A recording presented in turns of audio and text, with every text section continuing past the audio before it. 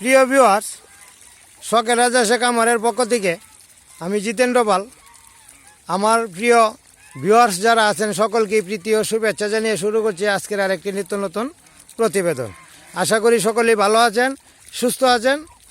ভালো থাকেন, সুস্থ থাকেন, এটা আমি সর্বক্ষণেই কামনা করে থাকি। যাই হোক প্রিয় ভিউয়ার্স, আজকের আলোচ্য বিষয় দানাদার খাদ্য কখন কিভাবে দিবেন, এই বিষয়টা নিয়েই আজকের আলোচনার বিষয়। যাই হোক প্রিয় ভিউয়ার্স, এটা শ্রাবণ মাস চলছে। এখন থেকে দানাদার খাদ্য সর্বনিম্ন একবার হলেও আপনাদেরকে দিতে হবে যদি আগাম ডিমে আনতে চান।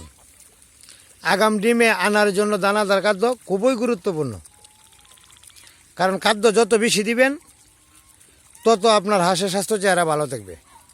আর হাঁসের স্বাস্থ্য চেহারা যদি ভালো থাকে, ডিমে আসবে আগাম, সংখ্যায় হবে বেশি, আকার আকৃতি হবে বড়।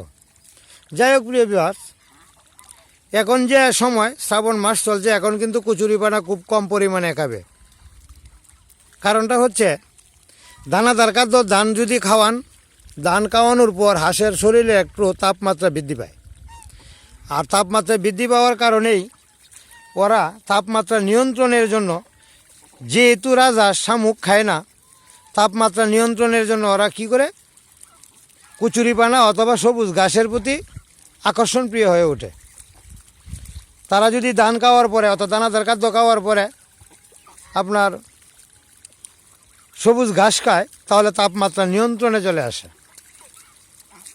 আর পাতিহাঁস যারা লালন পালন করেন, তারা দেখবেন দানাদার খাদ্য খাওয়ানোর পরেই ওরা পানি থেকে ডুব দেয় এবং পানির নিচ থেকে শামুক তুলে খায়, অর্থাৎ তাপমাত্রা নিয়ন্ত্রণের জন্য।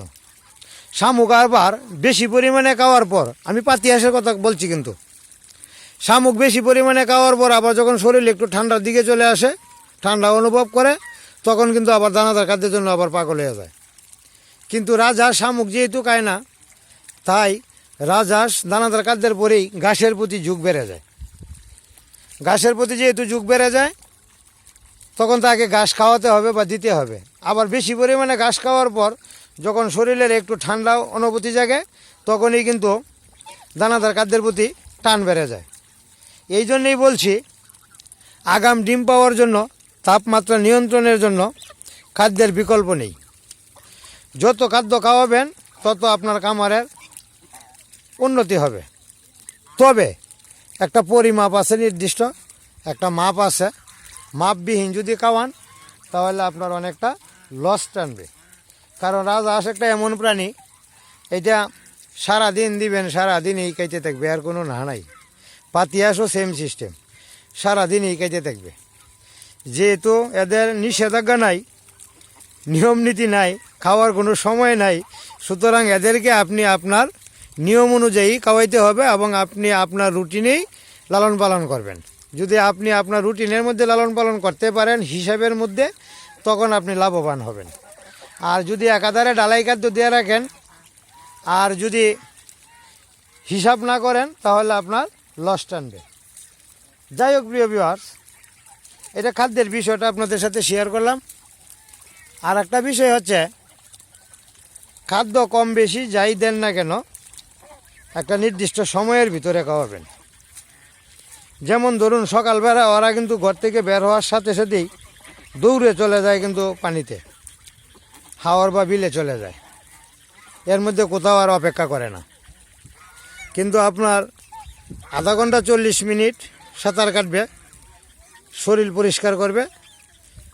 কিছু কিছু হাঁসে মিটিংও করে, মিটিং করার পর দিয়েই ওরা চলে আসে খাদ্যের জন্য। এই সময় আপনি খাদ্য দিতে পারেন। আবার দুপুর সময় যদি রৌদ্র থাকে, রৌদ্রের সময় দুপুরেও আপনি খাবার দিতে পারেন। আবার সন্ধ্যার পূর্বে, ঘরে তোলার পূর্বে, অর্থাৎ খামারে তোলার পূর্বেও আপনি খাবার দিতে পারেন। এটা একান্তই আপনার নিয়ম নীতির উপরে চলবে। যাই হোক প্রিয় ভিউয়ার্স, কোনো না কোনো এক সময়, ওই 3 বারের মধ্যে কোনো না কোনো এক সময়, যে সময়টুকু আপনি ফ্রি থাকেন, ওই সময়ের মধ্যে দিবেন। এবং খাবার দেওয়ার সময় কাজের লোকের উপর নির্ভর করে খাদ্য ডিস্ট্রিবিউশন করবেন না বা বিতরণ করবেন না। খাবার দেওয়ার সময় আপনি অবশ্যই খামারে থাকবেন এবং হাঁস অনুযায়ী হিসাব করে খাবারটা ছিটিয়ে দিবেন। বলের মধ্যে দেওয়া যাবে না, কারণ কোনো খাবে বেশি, কোনো খাবে কম। যে হাঁসগুলি বলের কাছে থাকবে এইগুলি খাবে বেশি, দূরে যেগুলি থাকবে এইগুলি খাবে কম। এই জন্যেই ত্রিপাল বা শুকনা জায়গা থাকলে খাদ্যগুলিকে ছিটিয়ে দিবেন।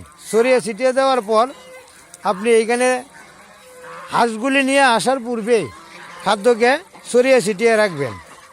এমনভাবে রাখবেন কোথাও বেশি কোথাও কম যেন না থাকে, সমপরিমাণে। অর্থাৎ আমরা যেভাবে ক্ষেতের মধ্যে বা জমির মধ্যে জ্বালা ধান বপন করি, এইভাবে ছিটিয়ে সমপরিমাণে রাখবেন। সবগুলি হাঁস এসে কুটিয়ে খাবে, তার মানে সমপরিমাণেই খাবে। আর যদি 2-4-5টা হাঁস দুর্বল থাকে, একটু অসুস্থ থাকে বা খাদ্য অভাবে একটু ছোট্ট থাকে, তাদেরকে আপনি আলাদাভাবে যত্ন করবেন। আলাদা যত্ন করার পর দেখতে পারবেন আপনার এইখানে হাঁসগুলি ওই বড় হাঁসের সাথে সমপরিমাণে বড় হইতেছে, কোনো সমস্যা হবে না। যাই হোক প্রিয় ভিউয়ার্স, এটা খাদ্য পরিবেশনের যে বিষয়টুকু, এই বিষয়টুকু আপনাদের সাথে আমি শেয়ার করলাম। আরেকটা বিষয় আমি আপনাদের সাথে শেয়ার করি।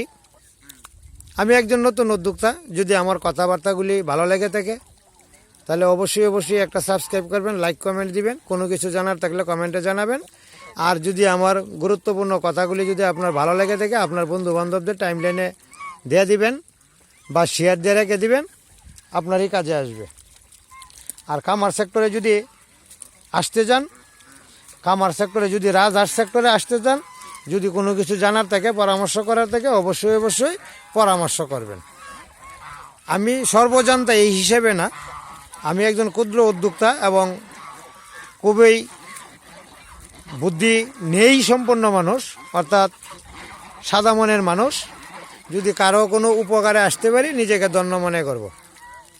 যদি এইরকম কোনো চিন্তা ভাবনা কারো থাকে, অবশ্যই যোগাযোগ করবেন, পরামর্শ করবেন। ধন্যবাদ সবাইকে। আবারও কথা হবে পরবর্তী ভিডিওতে। ভালো থাকবেন, সুস্থ থাকবেন।